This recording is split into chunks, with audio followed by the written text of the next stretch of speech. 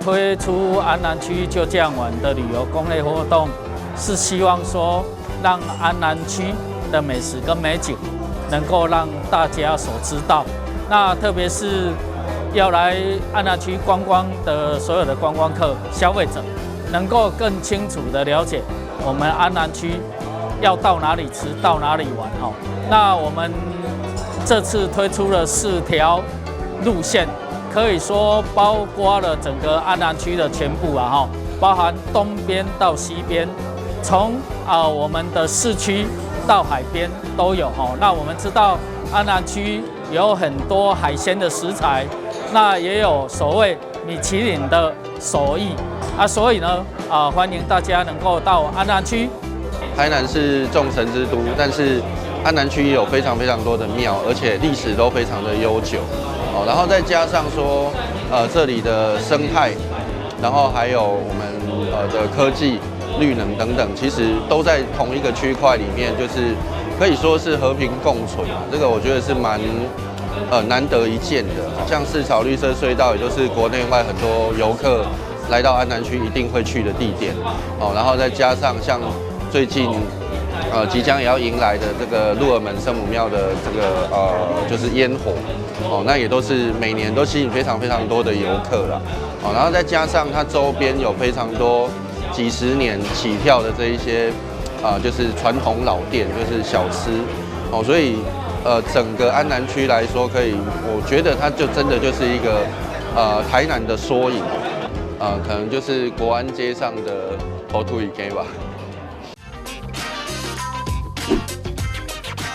掌握施政3分钟，台南进步向前冲。安南区是台南的第2大行政区，这近几年的发展真的是非常快速。那尤其安南很多传统民俗跟美食地点，其实也必要介绍给大家知道。那不管是每年的元宵节的土城圣母庙的这个烟火，或者是许多在地的一些寺庙或者是景点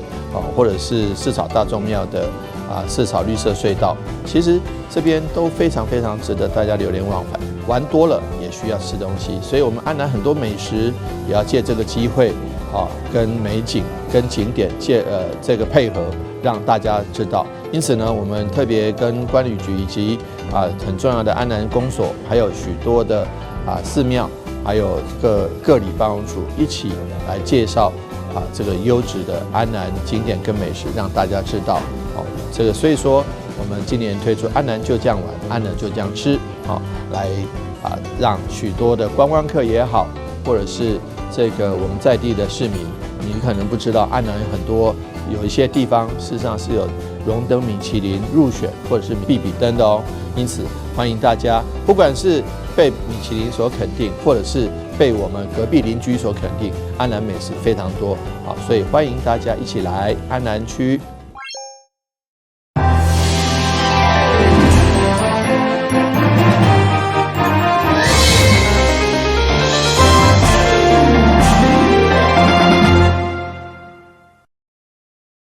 台南市橄榄球场伫去年开了1800万进行整修，虽然外观看起来整个看台有换新的感觉，但球场的周边甚至草皮安全性，拢互教场会刊的议会民政教育委员会成员认为根本都看不出来开奖1000万来整修。我觉得人民会比较关心，就是我们政府把纳税钱花去哪边，那怎么做一个把关？那其实大家今天可以看到这个场地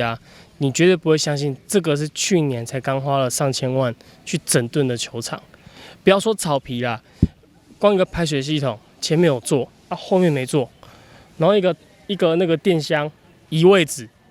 对，因为移位置为了选手的安全移位置你移完之后，你那个整个店的那个地基都在那边。它那个地基距离我们这个场地不到5公尺甚至不到1公尺吧，就在场地的旁边。橄榄球是一个极限运动，球员在跑的时候，我相信运动员都知道，你的肾上腺素你很难刹车，如果真的撞到了，发生什么危险，这非常丢脸就算了，还会造成人员的受伤，这些我们都不想看到。上午出席会刊有民政教育委员会召集人蔡宗豪、余柱清，甲委员会成员林冠伟、周丽金、甲李启伟，另外还有在地南区的议员林美燕等，以及橄榄球委员会主委甲成员。针对球场未来维护甲管理，体育局长陈良全回应，未来会搁再甲委员会来协调。至于缺失的部分，体育局嘛尽速来改善。比赛完了以后呢，因为刚好冬天嘛，那草皮在生长的时候会比较斑，然后又加上没有保养，然后造成很多球队在这边比赛，然后践踏，然后让那些草都已经死光光。那体局发现这样的问题就马上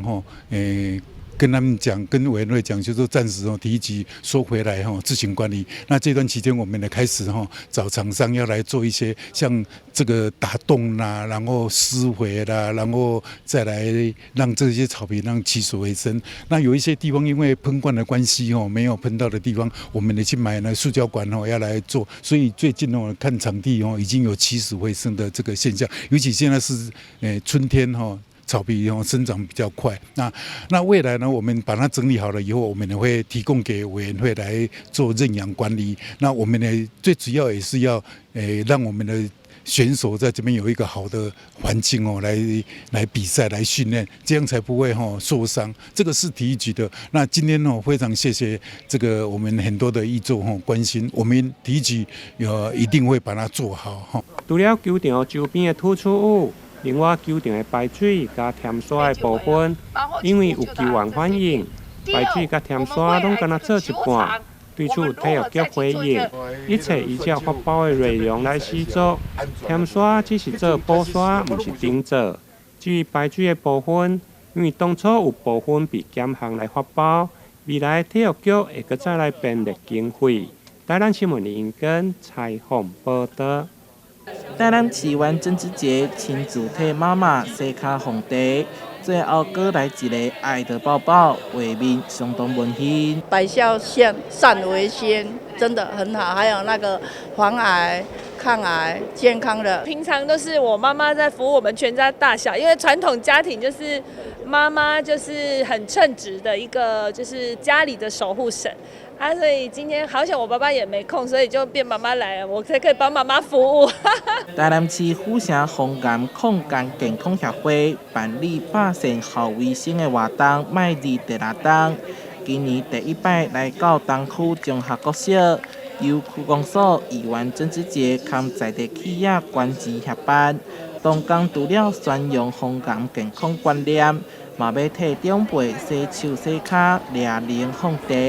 溜近家庭之间的距离，打妈妈、打爸爸，添一杯茶或者打工真的我爱你，因为这一个非常感性，所以我们历届在办的时候，讲到这一句话的话，父母亲跟儿子的话就会抱在一起，就会感情的一个流露这个就是我们最重要的。活动将在5月4号登场，主办单位安排侪精彩表演加现场体验活动，欢迎市民朋友踊跃报名参加。到阵地母亲节共享天伦，台南新闻国会采访报道。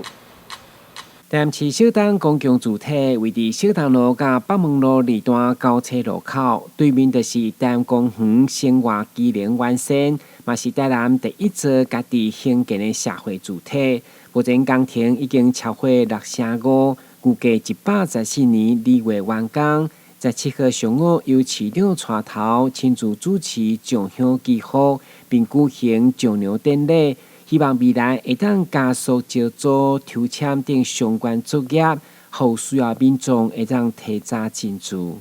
建工程上了。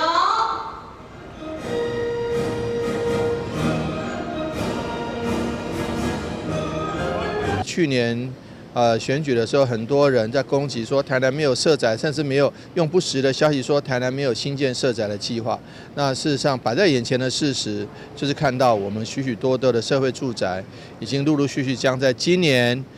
或是明年陆陆续续完工，还有更多的社宅是在计划中、发包中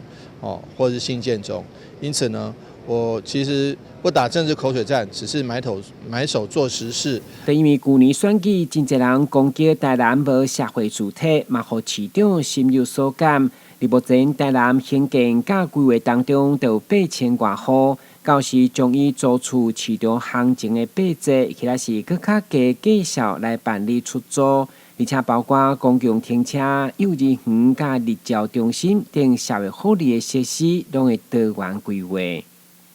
我们的1楼也有提供我们的一些这个社会福利设施来进驻哈。那我们也跟社会局、教育局有合作。那同时呢，我们将来入住了这个社会住宅的民众呢，我们也会跟劳工局来合作，那做一些就业的辅导。或者是做一些这个在职的训练，那这些都是我们社会住宅一些复合性的功能。如何降低青年甲弱势族群大的负担？今仔日的上梁嘛表明台南市社会主体一个重要的里程碑。台南新闻军集采访过的。为了解决南科 LM 地区周边的停车，尤其伫善化连潭里，更是发展相当快速的地区。所以市府交通局争取前瞻经费，配合地方自筹款，总共5亿4000多万，要伫 LN 光电城开发多目标的立体停车场。17号，市长委托嘛以顶下目前向中央所争取的12座立体停车场，已经是全台湾上济，并且亲自见证这回上新的通包工程签约启动仪式。希望说。不仅是如期如职完工，也能够这个越早完工越能服务 LM 区的这个居民，还有来这边访问的一些访客，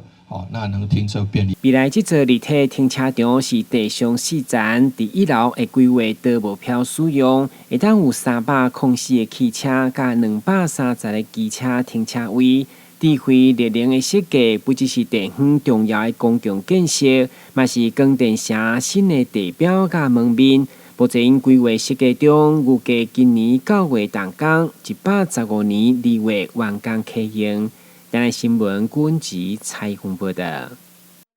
救国团台南市团委会去年办理公益无停步台湾最守护的爱心义卖市集，同时结合新营区一间产后护理之家，共同一组总共筹募了10万块的生意款，上午由着团委会副主委分别捐赠给台南在地3个新创团体。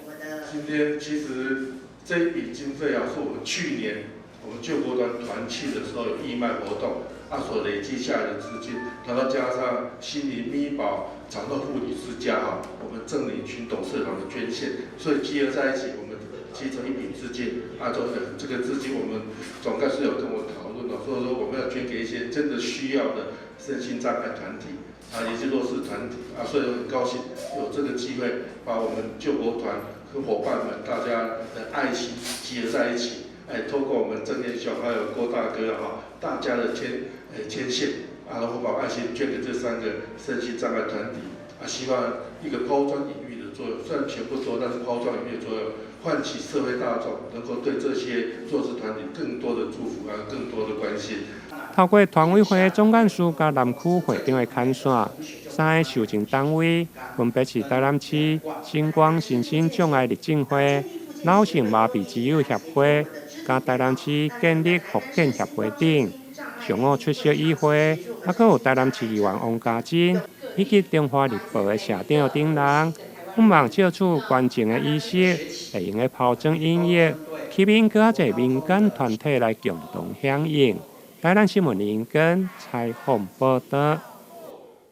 1624年，荷兰人来到大园，建造热兰遮堡，各国殖民都带来不同的影响和文化，呼应台南400。台南美术馆安排30组艺术家，透过艺术的角度来看台湾的历史。关键字是在于殖民、被殖民、后殖民的这个事情上面。那殖民带来的事情不仅是只有负面的，它还是有很多一些正面的交流。台湾在数百年的过程里面，一直都是某一些帝国或者是某一些很强势国家的他者，所以我们希望用他们这个来代称说，台湾在这数百年里面其实有过很多的角色变化。以荷兰东印度公司为起点，展明的沃克取其谐音，海怪代表当时对荷兰人的形容，炮火讲的是战争。一张张的古地图，有的空白，有的加上船只及农作物，不仅是欲望的展现，更代表殖民下的台湾因为贸易而跃上世界舞台。跟世界的这些交流，或者世界进入到台湾之后产生的一些变化，从艺术的视角去看待这一个历史事件，那也看待我们这400年过来之后有这些文化的激荡。这次是南美馆最大规模的展览，在1馆呈现台湾的历史脉络，2馆则是关注殖民和当代的战争，期盼观众借由多元的作品跳脱框架，回望曾经在这片土地上的故事。记者周怀谈的报道。他较好，我天福乡。嘛算晓送的啦，因为那边拢老人家，晓送一下吹读书阿哥的都中年的还养在鼓励，也个给有书法身份。熟门熟路地穿梭在村里的门户，赤着脚感受土地的温情。这里是旗山地区唯一的纯客村庄——福安庄，旧名基油树下。邓富雄本业美发设计师，从城市回到这个只有200多人口的家乡。曾经他一心想离开这个生养他的地方，如今多年过去，看着逐渐凋零的山区小村，他想起热爱的摄影，决定用一次次快门为家乡留下身影。没想到这些照片成为基油树下社区发展协会申请文化补助、客委会计划等等重要的资料来源，也让他发掘照片的更多价值。一开始我就纯粹喜欢摄影而已，他们要写计划或者是要照片的时候，我才发现自己照片其实有功能的。以前就只知道去取景、拍很漂亮的风景啊、很漂亮的东西啊之类的，没有联想到其实我的作品里面，我觉得好像缺乏了人文。进入社区工作之后，我才发现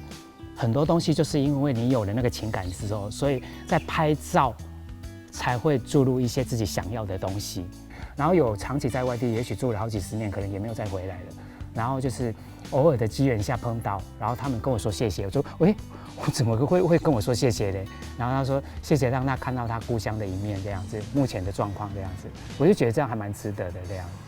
因为想拍出有温度的照片，带来更多影响力，邓富雄仔细钻研这里的历史，每一间房子、每一块砖瓦，他都如数家珍。因此，除了美发师、摄影师，他的斜杠人生不止于此，还兼社区走读老师。透过导览，让更多人认识这个朴实却饱含文化底蕴的村庄。说什么弘扬中华文化之类的这一些很励志，所以我们有得到那个社区楷模。对，我们之前有让老年人来那个就是走踏，然后猜猜看啦，像那些字不见的，然后猜猜是怎么字这样。你们2个一定没有听过，他绝对听过。他跟我同年龄层的，就是2个孩子恰恰好，1个孩子不嫌少。身兼多职的邓富雄，因为还得抽空处理社区大小事，得空时他会走进山林小溪，这是先祖翻山越岭开庄的古道，也是他一遍遍重新回味童年的时光隧道。这古道可以通到哪里？灵山，在我有印象中啊，就是在国小的时候，那时候有竹筏，然后枯水期的时候，我们其实不用做竹筏，枯水期的时候只要那个社溪就可以过来这边，礼拜六、礼拜天会跟着家人，然后坐着牛车过来这边耕作，然后，牛车上面就放了那些锅碗瓢盆这样子，那么我们就在这边中午就在这边煮，然后就直接就饮溪水，南子仙溪的溪水这样子煮中餐这样。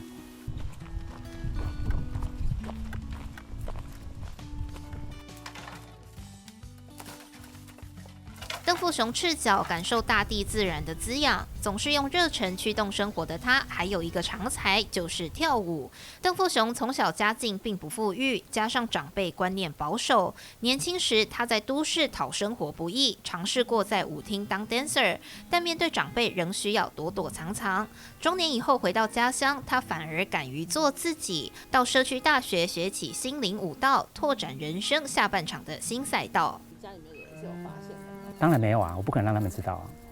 对啊，我不可能让他们知道的啦。如果时间允许，或者是那个环境允许的话，我会选择跳舞这条路。我觉得它让我很开心，很快乐。我就要希望就是能够表现自己，然后贴近生活啊。对啊，我下水，然后上来的时候也会在泥巴里面打滚啊。对啊。谈起当初为何要离开，又为何要回来，邓富雄的人生底色就是随着困境转换思维。他不想后悔任何自己曾经做过的决定，也认为自然就是最好的。村庄的人一直在流失啊，然后老年人一个一个的过世，其实我很害怕，我害怕去面对，对，所以我选择逃避。一般的人回来都是50岁、60岁，甚至也更老才回来，对啊，会来养老。然后身体状况也不好，然后在农村这种地方的生活机能又那么差，然后你加上年纪大，然后身体不健康来讲的话，那更不方便。对，所以我很庆幸我很早就回来了。村庄有时候做一些文史调查或者是什么的，然后他们说要找村庄的耆老，怎么会找我？为什么变耆老了？你会害怕自己变成耆老？不会，并不会。我觉得。表示说我有那个分量啊，这应该觉得自豪吧。年龄从长相跟外表是没有办法去更改啦，没错。可是我觉得我多了一股灵气，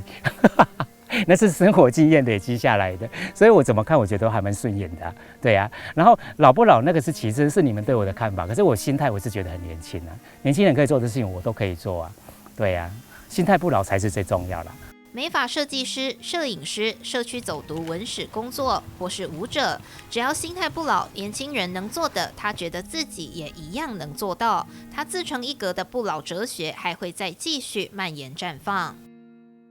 记者李凡飞、潘志光高雄报道。